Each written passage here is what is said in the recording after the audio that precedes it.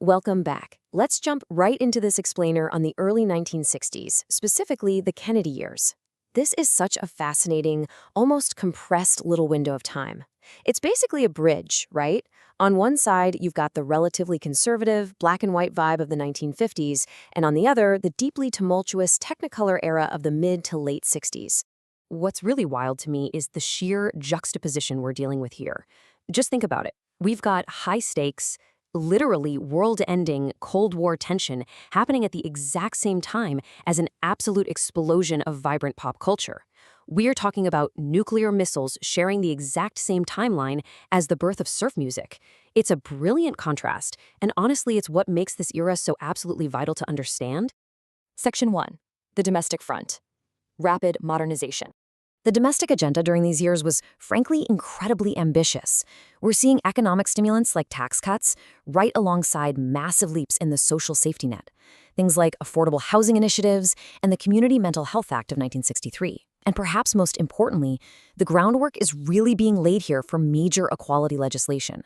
The Equal Pay Act of 1963 is pushed through, and you can feel the momentum steadily building, paving the way for what would eventually become the landmark Civil Rights Act of 1964. This was essentially a society trying its hardest to rapidly update its social contract. Section 2. The Global Chessboard, the Cold War. Now, this dual approach to foreign policy is a strategy of intense contrasts. On one hand, you have the ultimate expression of American idealism, right? The creation of the Peace Corps, sending young folks abroad to help developing nations. But simultaneously, the U.S. is rolling out a doctrine called flexible response. In places like Vietnam, this meant ramping up involvement by sending in military advisors, but very specifically avoiding the commitment of full combat troops at this stage. It was a very delicate, highly calculated balancing act.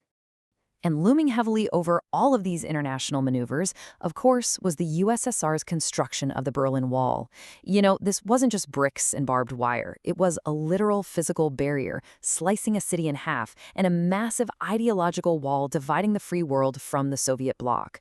It just stood there as this constant, bleak reminder that the Cold War wasn't going anywhere anytime soon. Section 3. The Cuba Crisis. The boiling point. This specific conflict escalated with staggering speed, step by step. Step 1 kicks off in November 1960 with the training of Cuban exiles. This leads right into Step 2, the disastrous Bay of Pigs invasion in April 1961. Our source material actually makes a point to note this happened in a swampy area, which definitely contributed to it being just a massive tactical failure. But wow, that was just the preamble. This whole progression culminates in Step 3, the terrifying October 1962 missile crisis. We're talking about a 13-day standoff over Soviet missiles placed in Cuba, which, crucially, was a direct response to U.S. missiles previously placed in Turkey. The entire world literally held its breath. Nuclear war seemed entirely imminent. And kind of humming in the background of all these huge international incidents, the historical record notes that the U.S. was making numerous, frankly, almost absurd assassination attempts on Fidel Castro. The CIA's plots were notoriously creative and often failed spectacularly. There's even a funny story Mr. Saul read about in the source text that highlights just how totally bizarre these covert Cold War ops could actually get. So the really crucial question here is, with nuclear standoffs in Cuba and Turkey, a literal wall going up in Berlin, plus all those rapid, sweeping changes to civil rights and social programs back home, how does this simmering pot finally break? Where on earth does all this tension go?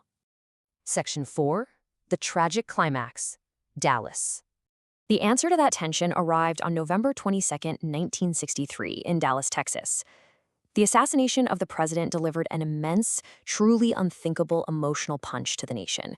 It was a flashpoint that just instantly severed that bright optimism of the early 60s. Shrouded in lasting controversy and endless questions, the events of that day did so much more than abruptly change the government. It marked the definitive end of an era. That very specific flavor of Kennedy-era American idealism basically died that afternoon. Section 5. The Cultural Backdrop. Life in the early 60s.